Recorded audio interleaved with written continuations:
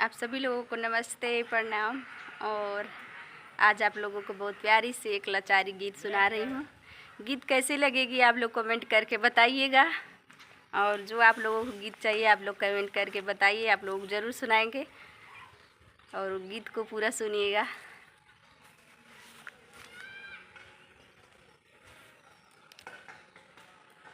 कि ठन ठन कर दोपहरिया बालम, ठन ठन कर दोपहरिया बालम, ठन ठन कर दोपहरिया बालम, पियवा बोलावे न फुलवरिया बालम, पियवा बोलावे फूलवरिया ठन ठन कर दोपहरिया बालम, ठन ठन कर दोपहरिया बालम।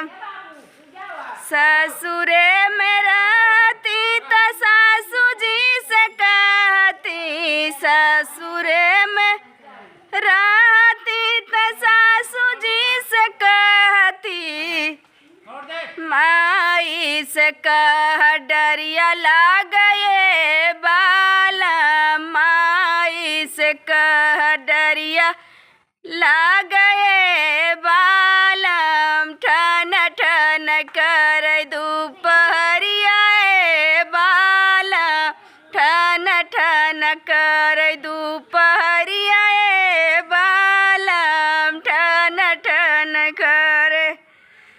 ससुरे में रहती जेठान जी से कहती, ससुरे में रहती जेठान जी से कहती, अर भौजी से कह डरिया लागे बालम, भौजी से कह डरिया लागे बालम, ठन ठन कर दोपहरिया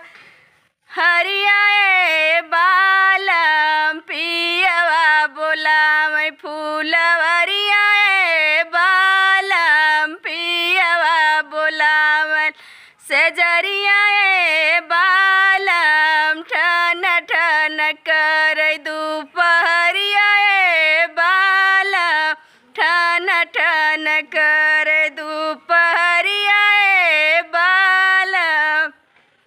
ससुरे में रहती ननद जी से कहती, ससुरे में रहती ननद जी से कहती, दीदी से कहत, अरे दीदी से कह डरिया लागए बालम, दीदी से कह डरिया लागए बालम, ठन ठन कर दोपहरिया बालम, ठन ठन कर दोपहरिया बालम, पियवा बोलावे मोर से जरिया बालम, पियवा बोलावे फूलवरिया बालम।